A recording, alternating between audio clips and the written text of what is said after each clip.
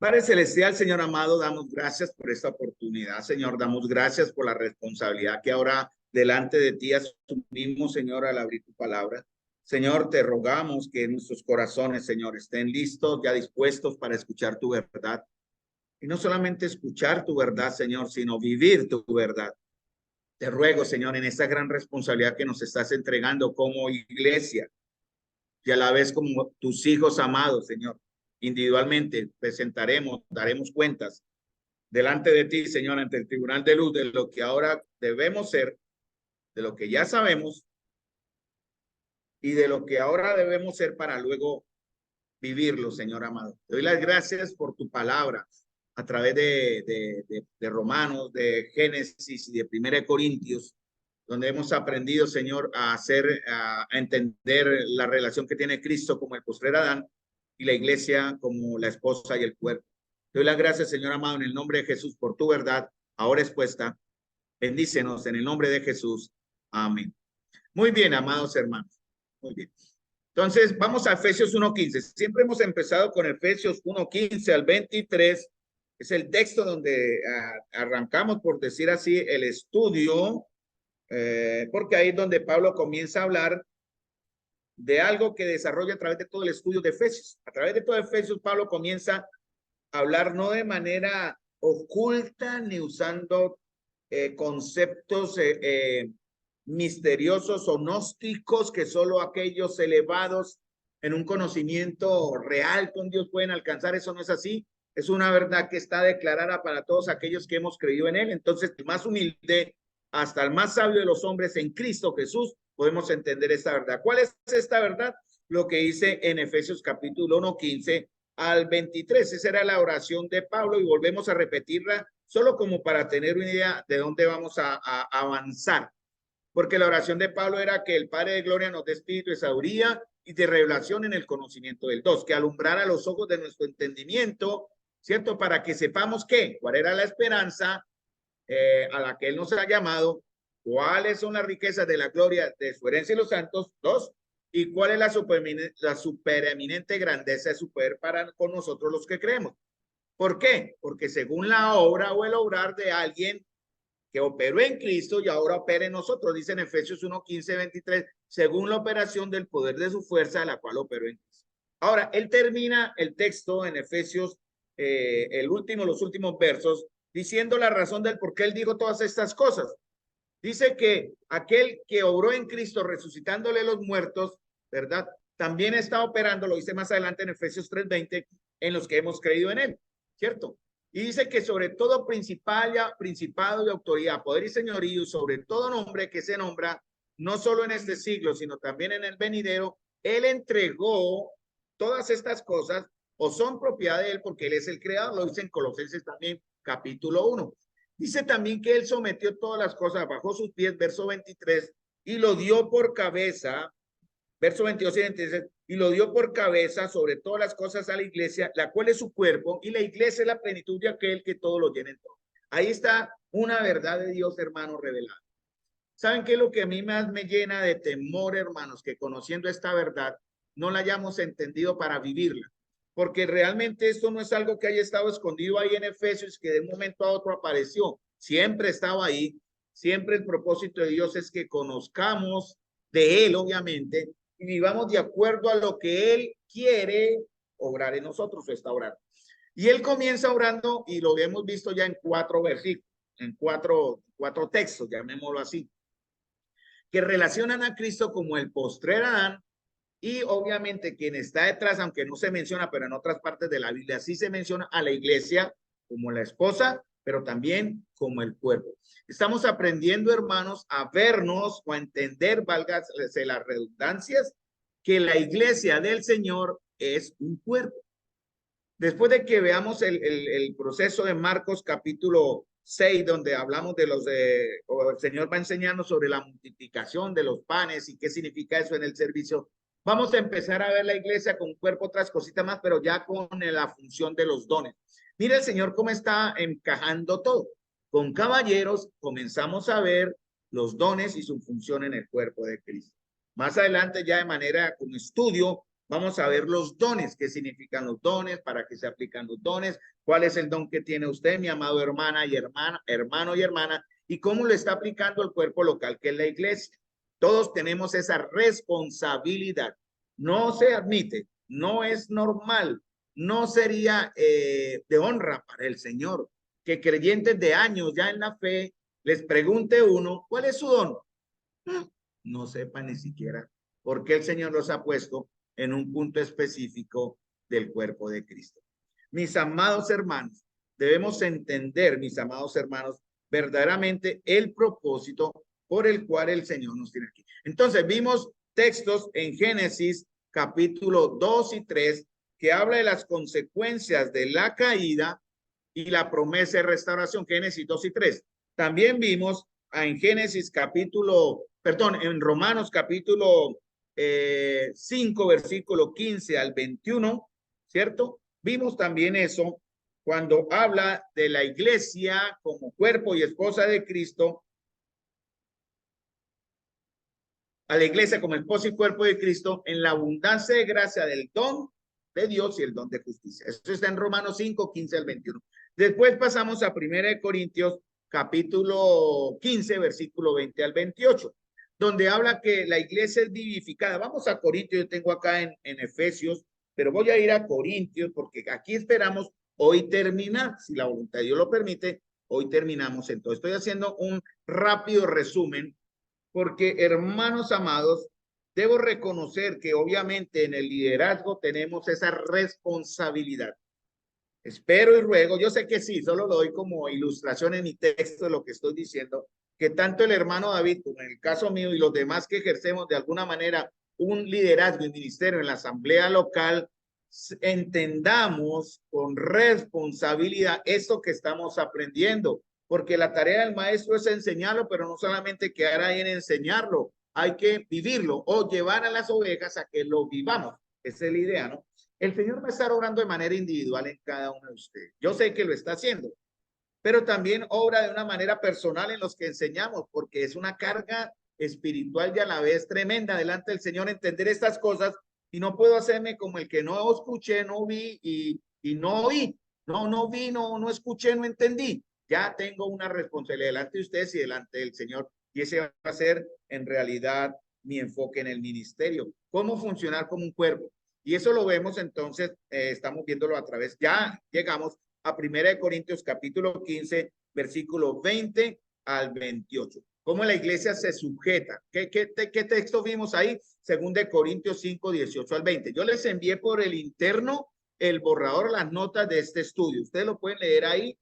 Quiero que entiendan una cosa, hermanos. Ahí está el texto, el bosquejo de todo el estudio, para que entiendan cómo es la línea que estamos siguiendo para comprender esta verdad que estamos ahora conociendo. La iglesia como un cuerpo.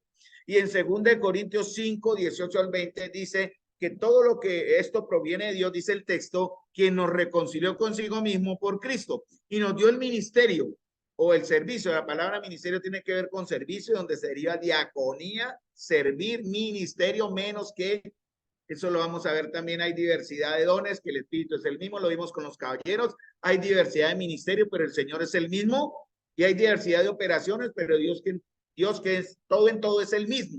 O sea, hay tres efectos de la Trinidad de Dios trabajando en la iglesia para que entendamos los dones, los ministerios y las operaciones o los efectos de esos dones en el cuerpo local y cómo funciona. Y dice que aquí que nos dio el ministerio de la reconciliación. Y también dice que somos embajadores en nombre de Cristo. Eso es todo, está en Romanos capítulo 5, perdón, 1 Corintios 15, 20 al 20. Ahí vamos, ¿no? Porque la iglesia, como esposa y cuerpo, representa la autoridad del Hijo. Dice aquí en Corintios, es embajadora y tiene el ministerio de la reconciliación. ¿Dónde dice esto? Pablo lo menciona, lo recalca, lo resalta, lo recuerda en Efesios 5:32. Grande es este misterio.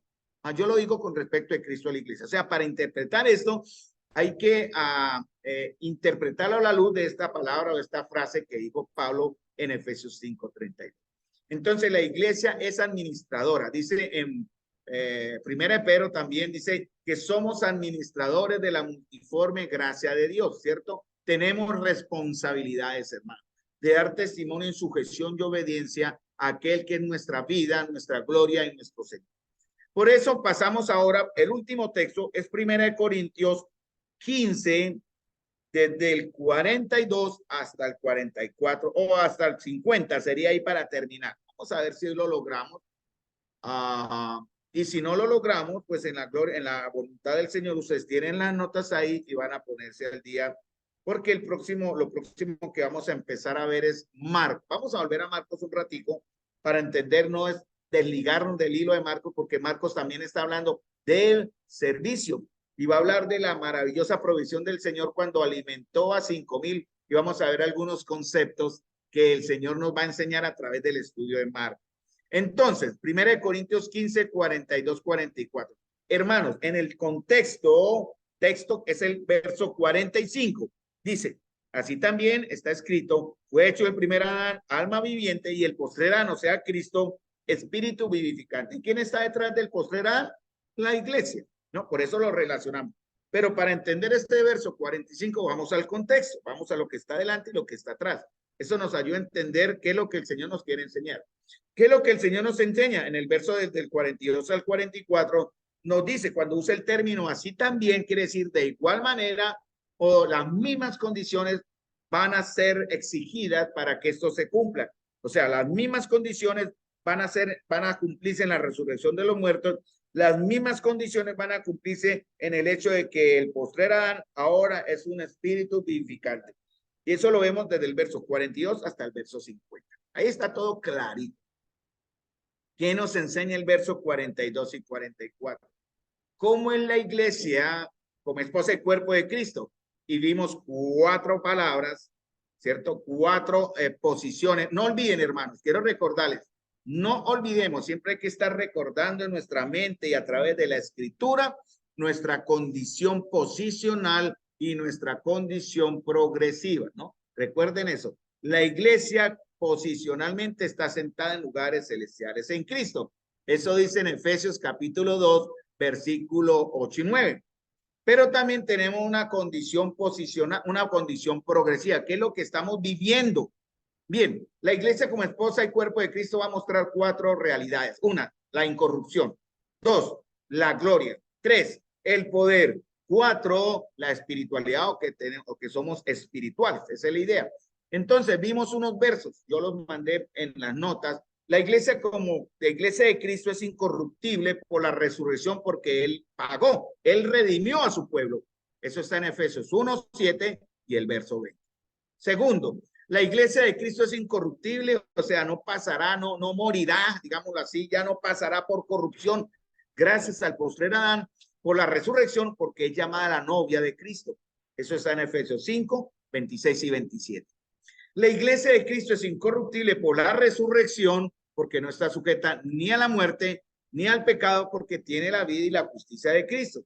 Por eso el apóstol Pablo enseña muchas veces, dejen, abandonen, hagan morir en Colosenses, en Efesios, en Gálatas y en Gálatas también lo dice, hagan morir, no vivan, vivan en el espíritu, no vivan según la carne, porque la iglesia ahora, hermano, dice Romanos 5, 18, que gracias a él, postrer Adán, vino a los hombres la justificación de vida. Muy bien.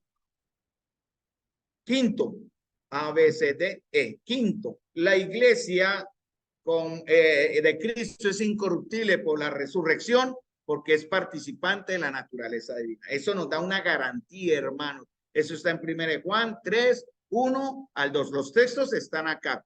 Amados, dice Juan, ahora somos hijos de Dios y aún no se ha manifestado lo que hemos de ser, pero sabemos que cuando Él se manifieste, seremos semejantes a Él porque le veremos tal como Él es. 1 Pedro, 2 Pedro también dice que somos participantes de la naturaleza divina. 1 Corintios 6 dice que nosotros somos templo de Dios. Efesios capítulo 1 dice que hemos sido bautizados con el Espíritu Santo de la promesa. Eso nos hace ya participantes de la naturaleza divina. Y por eso llegamos a ser incorruptibles o somos incorruptibles. La iglesia de Cristo es incorruptible por la resurrección de Cristo porque tenemos el sello del Espíritu Santo. Muy bien. ¿Qué más vimos acá? La iglesia de Cristo es incorruptible por la resurrección porque Él venció a la muerte, al diablo y nos ha dado el poder de participar de su victoria. Eso está en Efesios 1, 20 y 22. Ahí están los textos. Y por último, la iglesia de Cristo es incorruptible por la resurrección, porque Él ha garantizado, hermanos, nuestra resurrección futura y nuestra transformación a su imagen. Primero de Pedro 1, 3, 4, Efesios 1, 18 al 20, Primera de Juan 3, 2. Desafortunadamente no, yo quisiera cambiar la dinámica del estudio para que los que están aquí presentes puedan de alguna manera ser más participativos, mis amados.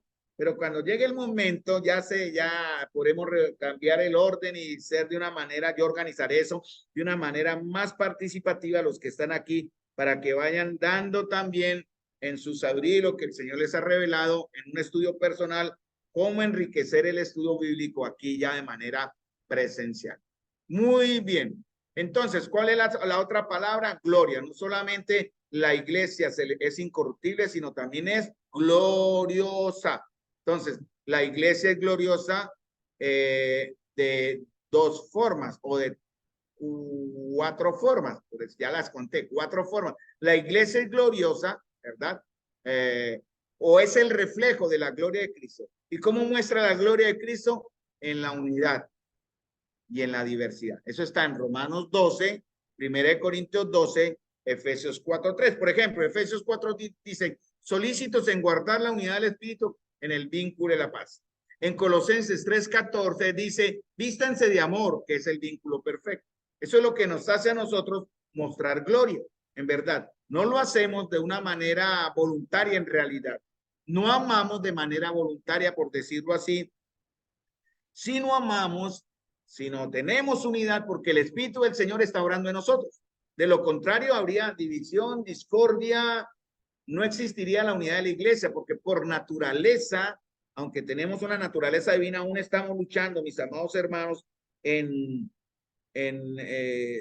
con esa naturaleza que aún pelea. Hermanos, nosotros vamos a tener que dar mucho de nosotros, sometiéndonos al Señor, dice también en Santiago 4 y en Santiago 5, sometiéndonos al Señor para que Él pueda hacer su trabajo con una manera perfecta y mejor. Si no nos sometemos, está en Romanos 12, si no entregamos cada día nuestro ser al Señor, Él no va a poder actuar de una manera efectiva.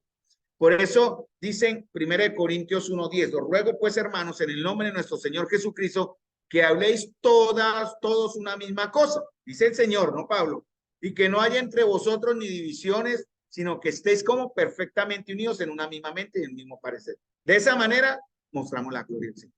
Segundo, la iglesia refleja la gloria de Cristo en el amor y el servicio. Filipenses 2, 3 y 4 también lo dice. Tercero, la iglesia refleja la gloria de Cristo por medio del evangelio. Estamos llamados a proclamar el evangelio. El evangelio se declara de muchas maneras. O vamos afuera a hablar el evangelio o vivimos el evangelio.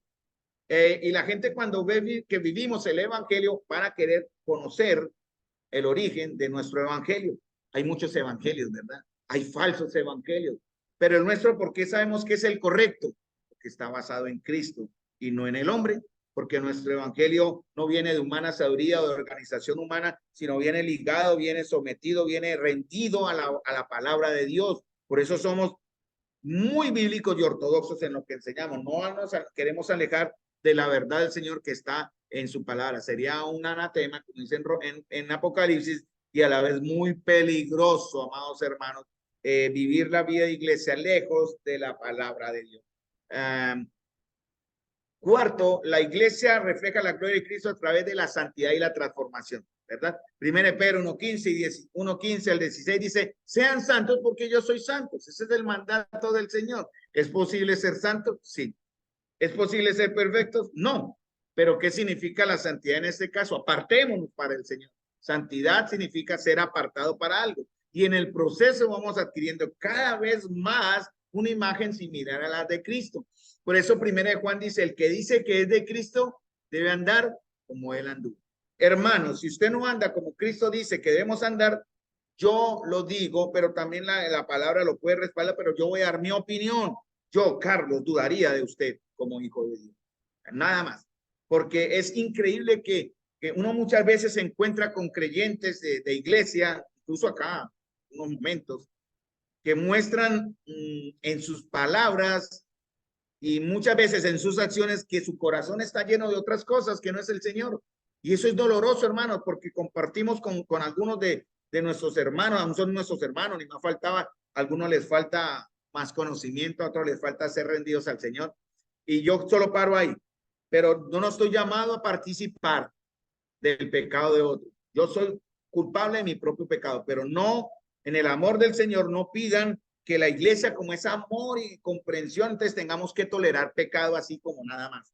Muy bien, Colosenses 3:10 dice, os habéis vestido del nuevo, hablando del nuevo hombre, el cual es renovado en conocimiento a la imagen de su creador, a la imagen es transformación. De esa manera, hermanos, nosotros mostramos la gloria de Dios. Segunda de Corintios 7:1, miren lo que dice, amados, puesto que tenemos tales promesas, limpiémonos de toda contaminación de carne y de espíritu, perfeccionando, o sea, no es perfecta aún, pero la perfeccionamos en el temor de Dios.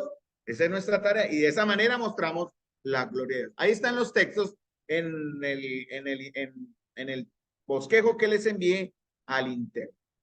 Muy bien, hermanos, la iglesia como esposa y cuerpo de Cristo ahora no solamente gloria, sino ¿cuál es la otra? Ya van dos, incorrupción, gloria y ahora poder. ¿Cuál es el poder, hermano? ¿Cuál es el poder que tenemos? Y vamos se me perdió aquí. Ok. Efesios 1:19 y 20. Pablo dice, ¿cuál es el poder?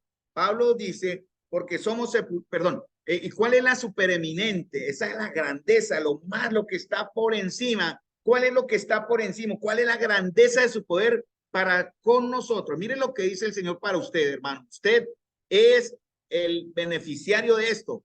¿Cuál? Por eso Pablo decía, yo oro para que ustedes entiendan esto, comprendan cuál es la supereminente grandeza de su poder para con nosotros los que creemos, según la operación del poder de su fuerza, la cual operó en Cristo, resucitándole de los muertos y sentándole a su diestra en los lugares celestiales. Este poder, hermanos, está en nosotros y quiere actuar. En algunos actúa de una manera más visible, en otros menos. Pero por eso no debemos ni apagar, ni contristar, ni resistir al Espíritu de Dios. Tengamos mucho cuidado. Dice en Romanos 6:4, porque somos sepultados juntamente con él para muerte, a fin de que como Cristo resucitó a los muertos por la gloria del Padre, así también nosotros andemos en vida nueva. Eso significa, hermano, poder, porque es el poder de aquel que levantó a Cristo de los muertos, actúa en nosotros. Es lo mismo, aquel que levantó a Cristo de los muertos nos levantará a nosotros por la resurrección de Cristo. La iglesia, y estos textos tienen que ver con el poder que está obrando en nosotros. Colosenses, vamos a Colosenses, capítulo 1, creo que es. Muy bien. Colosenses, un momentico, capítulo 1 o capítulo 2, ya un momentico se los digo, porque no lo... Colosenses 1. Muy bien, Colosenses 1:28. Miren lo que dice Pablo. Miren el trabajo de Pablo. Pablo decía, hablando de la supereminente riqueza de su gloria, lo que Pablo quería que conociera, dice, que es Cristo en vosotros la esperanza de gloria, dice en el verso 27 de Colosenses 1. Y dice, a quien anunciamos, amonestando a todo hombre y enseñando a todo hombre toda sabiduría, a fin de presentar perfecto en Cristo Jesús a todo hombre. O sea, hay un trabajo. Cristo es presentado en nosotros y nosotros somos presentados a Cristo. ¿Pero por qué? Dice, por lo cual también trabajo, mire, ese es el trabajo de nosotros, por lo cual también trabajo luchando según la potencia de él, la cual actúa como poderosamente en mí. Esto lo dice Pablo, el asesino, el legalista. Él dice, tengo y estoy trabajando según el poder de la carne, no, según el poder del espíritu. Y según la potencia, o sea, la fuerza, ¿no? La energía de él, la cual actúa con poder en nosotros. Por eso dice en Efesios capítulo 3, cuando dice Pablo, dice, para que seáis plenamente capaces de comprender con todos los santos cuál es la altura, ¿cierto? ¿Cuál es la altura o la anchura, la longitud, la profundidad y la altura, y de conocer el amor de Cristo que exceda todo conocimiento, para que seáis llenos de toda la plenitud de Dios? Y fíjense lo que dice el otro verso, y aquel, verso 20 de Efesios 3, y aquel que es poderoso para hacer todas las cosas mucho más abundantemente de lo que pedimos o entendemos, según qué, el poder que actúe en nosotros. Hermanos, qué maravilloso, ¿no? Y a él sea la gloria, ese es el final. No la gloria al hombre, no es la gloria a la denominación, no la gloria a la iglesia, dice, y a él sea la gloria en la iglesia. ¿De quién?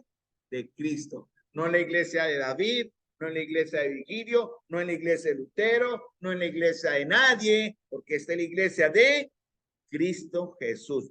Dice, por todas las edades, por los siglos de los siglos. Amén. Y por último, en estos minutillos que tenemos, ya vimos el tercero, ¿cierto? Vemos tres, ¿no? Entonces, la iglesia muestra incorrupción por la obra del postrer Adán. La iglesia debemos reflejar gloria por la obra del postrer Adán. La iglesia muestra o manifiesta su poder por la obra del postrer Adán. Y ahora la iglesia que se levanta, así como él se siembra. Y eso tendría que ver con los versos que están en 1 Corintios, desde el capítulo 15, versículo 45 hasta el final, y ya sé que no vamos a alcanzar, pero ahí están en las notas, donde dice, se siembra cuerpo animal, pero se levanta un cuerpo espiritual. O sea, la iglesia debe mostrar más el espíritu que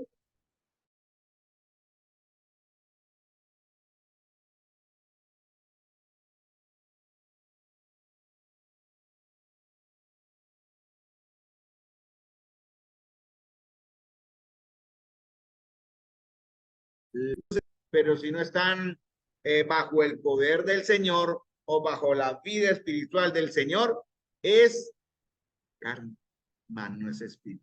Dice, él dice en 1 Corintios 15, hablando, lo espiritual no es lo primero, sino lo animal, luego lo espiritual. Realmente empezamos como animales, hermanos, enemigos de Dios, irracionales, bestias mudas, como decían de los cretenses, ¿no? Que necesitamos burros para ser exhortados, hermanos, porque no entendemos la verdad de Dios. Algunos hermanos ha tocado meterles duro porque aún no entienden la verdad de Dios, debiendo ser maestros.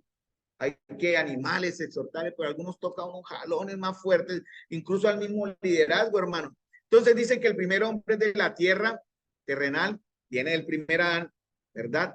Adán, ¿dónde fue tomado? De la tierra, ¿cierto? Su habitación era la tierra, su misión es labrar la tierra, y cuando murió, él volvió a la tierra, eso fue en Adán. Pero el postrer Adán, ¿verdad?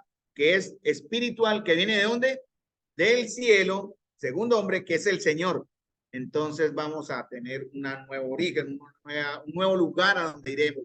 Ya no iremos a la tierra en cierta manera, aunque nuestro cuerpo se deshaga en el polvo, se deshaga en el polvo de la tierra, el Señor nos levantará incorruptibles. Qué mejor promesa y qué mejor gloria. Entonces, hermanos, la iglesia del Señor, como cuerpo y esposa de Cristo, es la continuación, ¿eh? Para ser también formada por Él. Él nos está formando. Recuerden, cuando dijo el Señor, no es bueno que el hombre esté solo, le haré ayuda idónea para él, y durmió, ya durmió cuando él cumplió ciertas características, y Adán no supo cómo el Señor formó a Eva. Sí, sacó de su costado, la creó el Señor, le dio vida, la vida de Adán la tiene Eva, por eso la mujer representa la gloria del hombre, la gloria del hombre, y la gloria del hombre es Cristo, ¿cierto? Muchas veces enseñamos, hermanos, que la mujer, en la sujeción de la mujer al esposo por ser la gloria del varón. Eso está en la escritura, 1 Corintios, pero muy pocas veces hemos enseñado y debemos ser muy sabios en eso, de enseñar también cómo el hombre refleja la gloria de quién, de Cristo. Cómo el hombre debe sujetarse a Cristo. Cómo el hombre debe actuar y pensar como Cristo. Cómo el hombre debe dominar y en realidad ejercer autoridad como Cristo, ¿no? Dice en 1 Pedro 3, 1 Pedro 1, 3 al 5. Porque, hermanos, toda la vida, toda función y propósito de la iglesia debe ser espiritual, pero se refleja. Estamos viendo en Santiago maneras en que los creyentes reflejan que en verdad son salvos. Tengo el privilegio de enseñar este domingo y vamos a seguir en Santiago, y Santiago nos estaba mostrando de una manera práctica, no teológica, eso vino 20 años después con Pablo, pero Santiago va directo al grano y empieza a decir características. Hermanos amados, si ustedes no están atemorizados por esta enseñanza de la escritura, no la enseñanza de Carlos, la escritura, que nos exhorta, nos llama la atención a que, ojo, revisemos nuestras vidas, porque Santiago dice, deben mostrar unas características, si no las muestran, se prenden las alarmas. Tal vez usted sea de los que dicen Señor, Señor, y cuando llegue el momento dice, yo lo oía, pero nunca lo conocí. Yo lo escuchaba por allá cantando y alabando, pero yo nunca lo conocí. Hermanos, esto es muy serio. Yo cuando me confronto a Santiago me da temor, porque yo tengo que analizarme a mí mismo. Oiga, Carlos, ¿dónde está usted? ¿Está siendo un hacedor, un oidor y no un hacedor? ¿O estoy siendo un oidor y me quedé ahí y quiero ser un hacedor sin ser cambiado? Eso se llama hipocresía o eh, eh, legalismo hipócrita, ¿no? Porque yo quiero que otros vivan lo que yo no vivo. Yo quiero que otros sean santos cuando yo no lo soy. Yo quiero que otros no me mientan cuando yo miento. Yo quiero que otros no odien cuando yo odio. Yo quiero que otros tengan unidad cuando yo soy una de las razones por las cuales la iglesia se puede estar dividiendo. Ojo con eso. Es bueno saber, es bueno hacer, pero es mucho mejor ser. Entonces, primera de Pedro 1, 3 al 5. Bendito sea el Dios y Padre de nuestro Señor Jesucristo, que según su grande misericordia nos ha hecho nacer de nuevo una esperanza viva. ¿Mediante qué? La resurrección de Jesucristo entre los muertos. Para una que herencia incorruptible, mira ahí menciona lo que vimos en Corintios, incontaminada, ¿verdad? Gloriosa, pura, inmarcesible, o sea, sublime, no hay nadie más por encima, reservada en los cielos para vosotros. ¿Saben lo que es reservada? Apartado. Nadie quita su lugar ahí.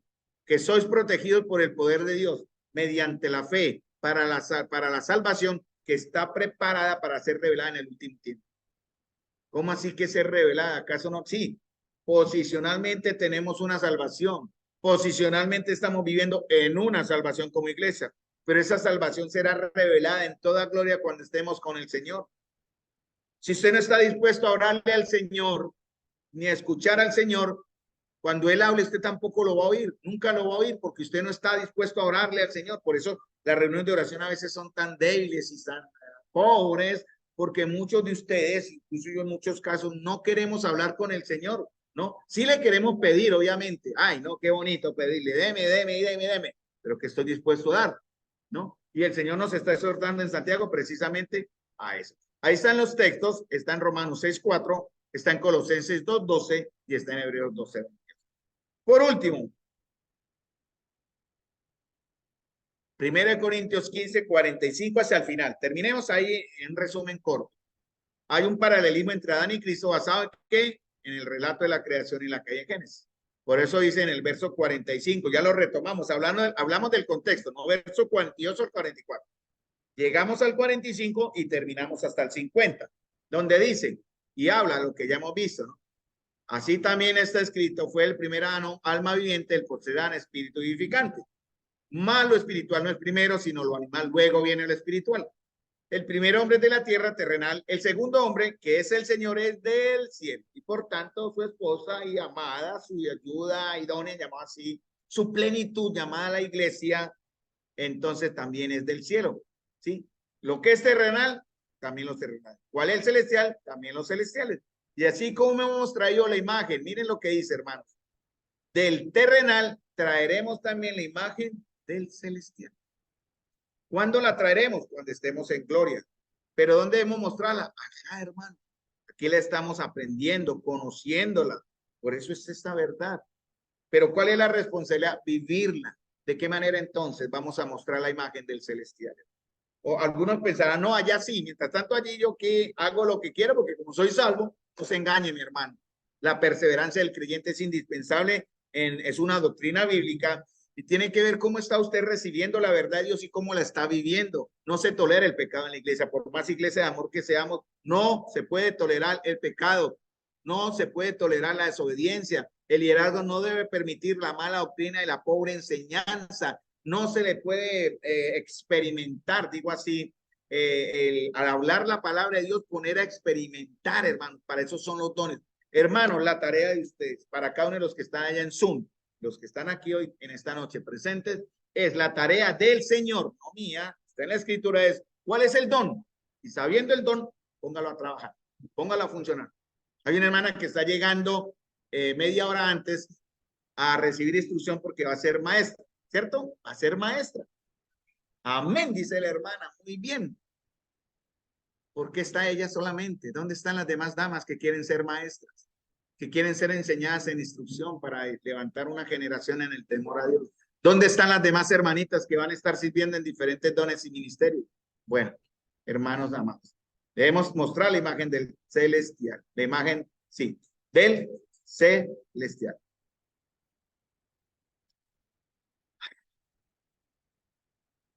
Adán transmitió su imagen a sus descendientes, que son terrenales, pecadores, mortales y débiles. Así somos, ¿no? Pero Cristo transmite su imagen a los que creen en él, que somos ya celestiales. Efesios 2, 8, 9 lo dice. Justos, con propósitos, con eternidad, hermanos, con poder, que nace el mismo poder que llevó a Jesús a la resurrección, ahora está en nosotros. Pablo enseña que la obra de Cristo invierte los efectos del pecado de Adán. Hermanos, ¿qué clase de imagen estamos nosotros mostrando? La imagen terrenal, carnal, animal, diabólica, como dice en Santiago capítulo 4, o la imagen celestial del segundo hombre, la imagen santa, justa, pura, de unidad, en el vínculo del amor, en el vínculo, en la unidad del espíritu, hermano. Traer la imagen celestial también significa tener esperanza y la certeza que un día veremos a Cristo cara a cara. Dice 1 Corintios 13:12, y voy terminando con esos dos versos. Ahora vemos por un espejo oscuramente. ¿Cuál es el espejo, hermanos? ¿Cuál es el espejo por el cual vemos? La palabra de Dios. Y ahí estamos viendo oscuramente, estamos apenas abriendo una pequeña cortina. Yo cada vez que estudio la verdad y veo tanto, yo me asusto y digo, Dios mío, ¿y a qué hora vamos a vivir todo esto? Yo entro a la verdad y empiezo a estudiar de manera personal y el Señor me muestra aquí, me muestra acá, me muestra allá. Y Dios mío, ¿ya qué horas enseño a la iglesia? ¿Y la iglesia a qué hora va a vivir esto? Hermano, todo eso es obra de Dios. Pero si no nos vemos inmersos en la palabra del Señor, hermanos, vamos a seguir siempre oscuramente conociendo las cosas. Bueno, en 1 Corintios Pablo dice, vemos por espejo oscuramente, mas entonces le veremos cara a cara. Ahora conozco en parte, pero entonces conoceré como fui conocido, ya en su totalidad, la parte espiritual del alma, cuerpo, alma, espíritu, en una sola unidad cuando estemos en gloria. Miren 1 Juan 3:2, amados, ahora somos hijos de Dios y aún no se ha manifestado. Miren lo que nos espera, hermano, lo que hemos de ser. Todavía no, pero sabemos que cuando Él se manifieste seremos semejantes a Él porque le veremos tal como Él es. Esa es la meta y el destino final de los que formamos la iglesia, reflejar plenamente la imagen celestial de Cristo. Mis amados hermanos, con esto terminamos para la gloria del Señor este camino que iniciamos conociendo a la iglesia de Cristo como un cuerpo a través de Génesis, Romanos, 1 Corintios. Vamos a tomar un descanso, por decir así. Vamos a enfocarnos ahora en Marcos. El próximo estudio vendrá sobre Marcos, la alimentación de los 5,000. Vamos a ver el Señor, nuestro Señor, para que conozcamos a Cristo. Les invito, mis amados, a que me acompañen presencialmente para la gloria del Señor, para que podamos unificar en la unidad del Espíritu y en la unidad como iglesia una enseñanza coherente, correcta y bíblica para conocer al Señor. No para ser llenos simplemente de un conocimiento, de una inteligencia, sino para hacer lo que el Señor quiere que seamos y así entonces vivirlo como lo somos. Vamos a terminar con una palabra de oración, mis amados hermanos.